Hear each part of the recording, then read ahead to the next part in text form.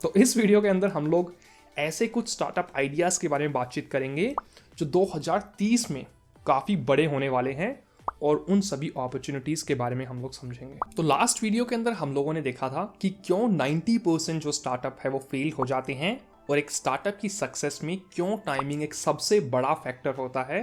And उस video के अंदर हम लोगों ने जाना था कि अगर आपको एक स्टार्टअप शुरू करना है तो आपको 2030 के बारे में सोचना पड़ेगा बजाय कि 2022 या फिर 2023 के, क्योंकि 2022 और 23 के पर्सपेक्टिव से अगर आप स्टार्टअप शुरू करते हैं तो ऑब्वियसली मार्केट के अंदर ऑलरेडी काफ़ी सारा कंपटीशन हो चुका है। तो आपको 2030 के बारे में सोचना पड़ेगा और आपको ये देखना पड़ेगा कि 2030 में कौन कौन सी अपॉर्चुनिटीज आने वाली हैं और कौन कौन से नए सेक्टर एस्टैब्लिश होंगे। अभी बात करते हैं कौन कौन से ऐसे स्टार्टअप आइडियाज़ हैं जो 2030 में बहुत बड़े होने वाले हैं और उन स्टार्टअप अपॉर्चुनिटीज़ को आप आज से ही कैप्चर करना शुरू कर सकते हैं। और जब भी मैं स्टार्टअप अपॉर्चुनिटीज़ के बारे में हम लोग डिस्कस करते हैं, मेरा पर्सनली मानना है कि आपको ऐसा सेक्टर चूज करना है जो आने वाले टाइम में काफ़ी बड़ा होने वाला है, उसका ग्रोथ रेट काफ़ी हाई होगा और वो एक कोर प्रॉब्लम है। चलो हम लोग इंडिया की 3 ऐसी कोर प्रॉब्लम को लेते हैं जो हम में से सब लोग फेस करते हैं एंड उन प्रॉब्लम के अंदर हम लोग कौन कौन सी स्टार्टअप अपॉर्चुनिटीज़ को ढूंढ सकते हैं। सबसे पहली प्रॉब्लम है हेल्थ केयर की। हम में से सब लोगों को कोई ना कोई हेल्थ केयर से रिलेटेड प्रॉब्लम है। दूसरी है ट्रैफिक से रिलेटेड प्रॉब्लम, क्योंकि इंडिया के अंदर ट्रैफिक एक सबसे बड़ा इशू है। और तीसरी प्रॉब्लम है सिक्योरिटी की, सो कॉल्ड पब्लिक सिक्योरिटी। चलो हम इन तीनों सेगमेंट के अंदर स्टार्टअप अपॉर्चुनिटीज के बारे में डिस्कस करते हैं जो 2030 में काफी बड़ी होने वाली है। सबसे पहले बात करते हैं हेल्थ केयर की। हेल्थ केयर के ऊपर government of India already United health interface बना रही है, जिसके बारे में मैंने ऑलरेडी इस चैनल के ऊपर वीडियो बना दिया है, आप उसको आई बटन पर जाकर देख सकते हैं। जो रेवोल्यूशन यूपीआई ने फिनटेक में 5 साल पहले लाया था, जिसके बलबूते पे आज 5 से भी ज्यादा यूनिकॉर्न एस्टैब्लिश हैं, वही रेवोल्यूशन आने वाले कुछ सालों में यूनाइटेड हेल्थ इंटरफेस भी लाने वाला है। जैसे कि फिनटेक में अभी पेटीएम जैसी ऐप है, आने वाले 5 से 7 सालों में यूनाइटेड हेल्थ इंटरफेस के ऊपर भी काफ़ी सारी सुपर ऐप होंगी, जहां पर आप एक सिंगल ऐप की हेल्प से appointment booking, tele consultation, lab reports, doctor के नोट्स सारे काम कर पाएंगे। आप यूनाइटेड हेल्थ इंटरफेस वाली वीडियो को आई बटन में जाकर देख सकते हैं। एंड मुझे लगता है हेल्थ केयर के अंदर यूनाइटेड हेल्थ इंटरफेस एक बहुत बड़ी स्टार्टअप अपॉर्चुनिटी है। अभी बात कर लेते हैं हेल्थ केयर के अंदर दूसरी स्टार्टअप अपॉर्चुनिटी जिसके बारे में आप सोच सकते हैं या फिर काम करना शुरू कर सकते हैं, जो कि है जीनोमिक स्टार्टअप। नाउ इंडिया के अंदर उतने फेमस जीनोमिक स्टार्टअप नहीं है, ऑब्वियसली यूएस के अंदर, चाइना के अंदर काफी ज्यादा फेमस जीनोमिक स्टार्टअप है। सबसे पहले समझ लेते हैं जीनोमिक स्टार्टअप होते क्या हैं। इंडिया के अंदर एक जीनोमिक स्टार्टअप है जिसका नाम है मैप माई जीनोम। वो बेसिकली आपकी जेनेटिक हेल्थ प्रोफाइल बनाते हैं आपके डीएनए को एनालाइज करके। जिन लोगों को डीएनए के बारे में नहीं पता, हमारी जो पूरी बॉडी होती है वो अलग अलग ऑर्गन से मिलकर बनी होती है। सारे जो ऑर्गन होते हैं वो टिश्यू से मिलकर बने होते हैं। टिश्यूज जो हैं वो सेल से मिलकर बनी होती हैं। सेल के अंदर न्यूक्लियस होता है, न्यूक्लियस के अंदर डीएनए होता है और डीएनए के अंदर क्रोमोसोम और क्रोमोसोम के अंदर जीन्स होते हैं। तो बेसिकली वो आपकी जेनेटिक मैपिंग करते हैं, आपके डीएनए का एनालिसिस करते हैं एंड उसके बेसिस पे वो लोग प्रिडिक्ट कर पाते हैं कि आपको अगर डायबिटीज़ होगा तो कब होगा, आपको अगर कैंसर के सिम्टम्स होंगे तो किस टाइम पे आने शुरू होंगे। तो अर्ली इन सभी डिजीज को डिटेक्ट कर पाते हैं आपकी जेनेटिक प्रोफाइल की हेल्प से। जैसे कि हमारे सब की बॉडी के अंदर कैंसर के जीन्स होते हैं, बट वो इनएक्टिव फॉर्म में होते हैं। कुछ लोगों की बॉडी में वो एक्टिवेट हो जाते हैं एंड इसी वजह से उनको कैंसर होता है।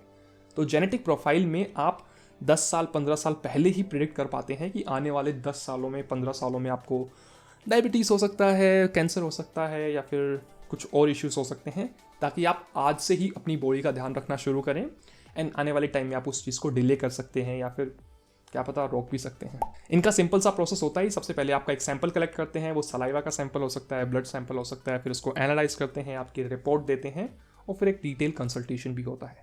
तो ये तो हो गया हेल्थ केयर के बारे में कि हेल्थ केयर में कौन कौन सी स्टार्टअप अपॉर्चुनिटीज अवेलेबल हैं। अभी बात कर लेते हैं ट्रैफिक की।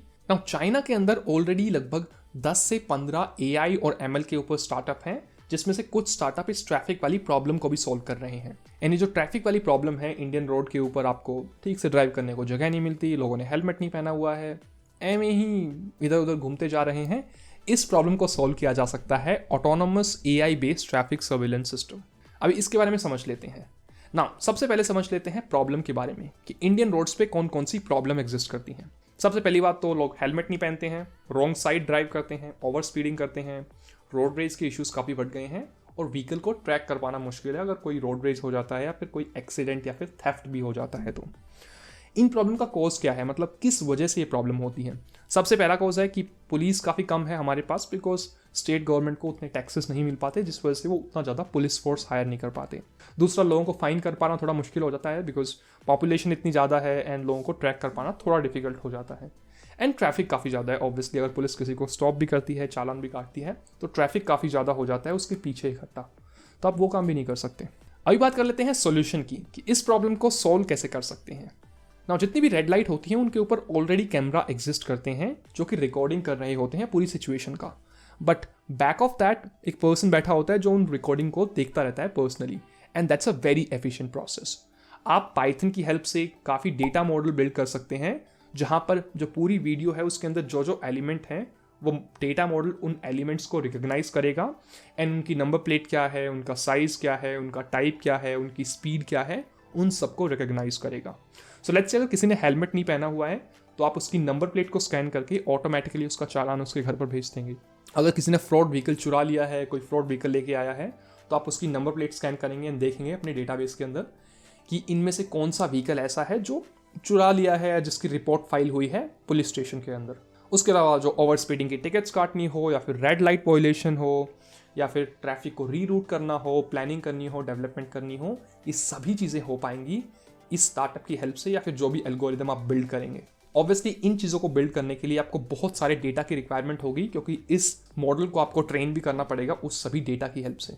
ऑलरेडी चाइना के अंदर लगभग 15 से 20 ऐसे यूनिकॉर्न हैं जो सिर्फ artificial intelligence and machine learning के ऊपर काम करते हैं, फिर चाहे वो स्मार्ट सिटी हो, पब्लिक सेफ्टी हो, ट्रैफिक सर्विलेंस सिस्टम हो, ह्यूमन रिसोर्स मैनेजमेंट हो, इन सभी को वो लोग सर्व करते हैं। थर्ड अपॉर्चुनिटी आ जाती है पब्लिक सिक्योरिटी की, एंड जब हम लोग पब्लिक सिक्योरिटी की बात करते हैं तो सबसे इंपॉर्टेंट एलिमेंट होता है बायोमेट्रिक सेंसर। फिर चाहे वॉइस रिकॉग्निशन हो, फिंगरप्रिंट सेंसर हो, फेशियल इमेजिंग हो या फिर आइरिस आइडेंटिफिकेशन हो। जैसे कि मैं सिंपल लैंग्वेज में समझाऊं तो चाइना के अंदर कुछ ऐसे स्टार्टअप हैं जो एक स्पेसिफिक एरिया की, जो ओवर क्राउडेड एरिया होते हैं, उसकी वीडियो रिकॉर्डिंग कर रहे होते हैं, एंड जब भी कोई पर्सन कोई क्राइम कमिट करता है या फिर कोई चोरी करता है तो वो कैमरा उसको डिटेक्ट कर लेता है, बिकॉज आपकी जो बॉडी मूवमेंट होती है, जो बॉडी एक्शन होते हैं किसी भी क्राइम से पहले, वो थोड़े से डिफरेंट होते हैं एक नॉर्मल पर्सन के कंपैरिजन में। इसको बोलते हैं साइकोलॉजिकल एंड बिहेवियर कैरेक्टरिस्टिक, जो ये algorithm over the period of time अगर उसको इनफ ट्रेन किया जाए डेटा की हेल्प से तो वो डिटेक्ट कर सकता है कि पर्सन का बिहेवियर कुछ ऐसा अजीब सा तो नहीं है, वो कुछ क्राइम कमिट करने वाला तो नहीं है या फिर वो कुछ चोरी करने वाला तो नहीं है। एंड आपको सुनने में थोड़ा ये फ्यूचरिस्टिक लगेगा, बट ऑलरेडी चाइना के अंदर 2 ऐसे स्टार्टअप एग्जिस्ट करते हैं। पहले का नाम है क्लाउड वॉक, दूसरे का नाम है सेंसटाइन, जो ये सभी एल्गोरिदम को बिल्ड करते हैं। फिर चाहे एक एम्प्लॉय की प्रोडक्टिविटी को मेजर करना हो, सो लेट्स से अगर मैं ऑफिस के अंदर बैठा हूँ, मैं अगर ऐसे आराम से बैठ जाता हूँ और मैं कुछ सर्टेन मूवमेंट करता हूँ, कुछ पानी पीता हूँ, तो वो एल्गोरिदम डिटेक्ट करके बताता रहेगा कि इस एम्प्लॉय की प्रोडक्टिविटी कितनी है और सारे एम्प्लॉयज़ में से सबसे ज़्यादा प्रोडक्टिविटी किस एम्प्लॉय की होने वाली है। ऑल्दो ये सुनने में थोड़ा अजीब लगेगा कि आप एम्प्लॉय के ऊपर ये सभी कर रहे हैं, but these type of things exist in China. उसके अलावा चाहे एक्सरे को, एमआरआई को स्कैन करना हो, बिकॉज अगर आपने कभी एक्सरे और एमआरआई देखे हों तो अगर आपके पास करोड़ों इमेजेस हैं एक ही बॉडी पार्ट की, लेट्स से अगर आपको इस चीज़ का एक्सरे या फिर एमआरआई, अगर मैं किसी भी डेटा मॉडल के अंदर 1 करोड़ इमेजेस फीड करता हूँ एक स्पेसिफिक एक्सरे की या एमआरआई की, उसके बेसिस पे 1 करोड़ से बाद जो इमेज होगी उसका प्रिडिक्शन रेट काफ़ी एक्यूरेट होगा। सो लेट्स से बोन कितना डैमेज हुआ है ये डॉक्टर देखने की बजाय अभी वो एल्गोरिदम बता देगा, बिकॉज ऑलरेडी वो एल्गोरिदम 1 करोड़ इमेजेस के साथ उसका जो डेटा मॉडल है वो ट्रेन हो चुका है। आई नो हम लोग काफ़ी सारी एडवांस चीज़ों के अंदर चले गए, बट पब्लिक सिक्योरिटी का मेन पर्पस है कि कोई भी इवेंट है, कोई भी ऐसी जगह जहाँ पर लोगों की आइडेंटिटी को वेरीफाई करना हो, वहाँ पर इन स्टार्टअप का काफ़ी इंपॉर्टेंट रोल रहने वाला है। लेट्स से एक इवेंट है जहाँ पर 20 लोगों को एंटर करना है एंड पर्सनल लेवल पे उन लोगों को वेरीफाई कर पाना थोड़ा मुश्किल हो जाता है, बट आप एक इमेज आइडेंटिफिकेशन और इमेज ऑथेंटिकेशन सिस्टम लगा सकते हैं जो कि आने वाले लोगों की इमेज लेता रहेगा और जैसे ही वो वेरीफाई करेगा आपके आधार कार्ड की इमेज से या फिर किसी भी इमेज से, वो आपके लिए गेट ओपन कर देगा। और ऐसी काफ़ी सारी अपॉर्चुनिटी होने वाली हैं पब्लिक सेफ्टी के अंदर, पर्सनल आइडेंटिटी ऑथेंटिकेशन के ऊपर, और काफ़ी सारे एरियाज जो कि काफ़ी फेमस होने वाले हैं 2030 के अंदर। स्टार्टअप आइडिया को वैसे वैलिडेट करने के लिए आप डेल्टा 4 फ्रेमवर्क यूज़ कर सकते हैं जो कि कुणाल शाह ने दिया था। कुणाल शाह के बारे में जो नहीं जानता, कुणाल शाह एक फ्री चार्ज के फाउंडर हैं, उन्होंने क्रेड की भी शुरुआत की है। तो उन्होंने काफ़ी इंटरेस्टिंग फ्रेमवर्क दिया था जिसका नाम है डेल्टा 4 फ्रेमवर्क, जिसकी हेल्प से आप अपने आइडिया को वैलिडेट कर सकते हैं। वैसे मैं उनकी जो वीडियो है डेल्टा 4 फ्रेमवर्क वाली वो डिस्क्रिप्शन में अटैच कर दूंगा। बट बेसिकली इस फ्रेमवर्क में कुणाल शाह ने बताया था कि आपकी जो भी प्रोसेस होती है, एग्जिस्टिंग प्रोसेस और जो प्रोसेस आप बिल्ड करना चाहते हैं, उसके बीच का जो एफिशिएंसी स्कोर है वो डेल्टा 4 से बड़ा होना चाहिए। जैसे कि अगर हम इसको सिंपल लैंग्वेज में समझें तो आप अगर रेलवे टिकट को ऑनलाइन वर्सेस ऑफलाइन को कंपेयर करेंगे आपस में, तो अगर ऑफलाइन रेलवे टिकट बुक करने का, स्टेशन के ऊपर जाने का अगर एफिशिएंसी स्कोर है 10 में से 3 और ऑनलाइन रेलवे टिकट बुक करने का एफिशिएंसी स्कोर है 10 में से 8, तो इन दोनों के बीच का जो गैप है वो डेल्टा 4 से बड़ा होगा। तो आपकी जो नई प्रोसेस है वो ज़्यादा एफिशिएंट है। इसी तरीके से अगर ऑनलाइन टी शर्ट खरीदने का एफिशिएंसी स्कोर है 10 में से 2 और ऑफलाइन टी शर्ट खरीदने का एफिशिएंसी स्कोर है शोरूम में जाकर 10 में से 8, तो ये जो स्कोर है वो अगर डेल्टा 4 से ज़्यादा है तो आपकी जो नई प्रोसेस है या दूसरी प्रोसेस है वो ज़्यादा एफिशिएंट है। और ये जो बिहेवियर है वो इरिवर्सिबल होगा। इसमें जो यूनिक ब्रैगवर्दी पोजीशन है वो यूनिक सेलिंग प्रोपोजिशन से ज़्यादा होगी और ये हाई टॉलरेंस वाला बिहेवियर होगा। वेल आई नो इस वीडियो के अंदर मैंने काफ़ी सारी एडवांस चीज़ें बोल दी, तो आप इस कॉन्सेप्ट के बारे में, डेल्टा 4 कॉन्सेप्ट के बारे में और जानने के लिए डिस्क्रिप्शन वाली वीडियो को देख सकते हैं।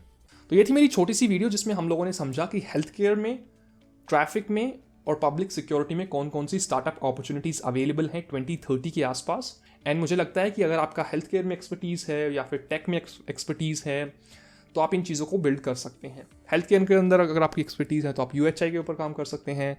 टेक के अंदर अगर आपकी एक्सपर्टीज़ है, आपको पाइथन अच्छे से आता है, तो आप ये सब एल्गोरिदम बिल्ड कर सकते हैं। ऑब्वियसली आप शुरुआत हमेशा छोटे लेवल से ही करेंगे। मैं अगर चाहता तो इस वीडियो के अंदर काफ़ी सिंपल सी चीज़ें कवर कर सकता था, बट मैंने स्टिल कुछ एडवांस चीज़ें कवर की हैं ताकि आप इन चीज़ों के बारे में और समझें और डेप्थ में जाएं। थोड़ा समझ पाना मुश्किल होगा शुरुआत में, but I am sure you can really build something amazing for the future. And ऐसे ही मस्त चीज़ें बिल्ड करते रहिए, वीडियो को देखते रहिए। एंड ऑल्सो चैनल को सब्सक्राइब कीजिए, वीडियो को लाइक कीजिए, बिकॉज मैं देख रहा हूँ कि आप लोग अभी भी सब्सक्राइब नहीं कर रहे हैं। 80% जो लोग हैं जो इस वीडियो को देख रहे हैं उन्होंने चैनल को सब्सक्राइब नहीं किया है। आई नो अभी आप लोग इस वीडियो को कट करेंगे एंड चले जाएंगे, but I genuinely want you to subscribe. आप वीडियो को सब्सक्राइब कीजिए, चैनल को लाइक कीजिए, हल्का सा आप हार्ट भी ड्रॉप कर सकते हैं कमेंट सेक्शन में, मेरे को काफ़ी खुशी होगी। एंड मैं मिलता हूँ आप लोगों से नई वीडियो के अंदर। Bye bye, take care.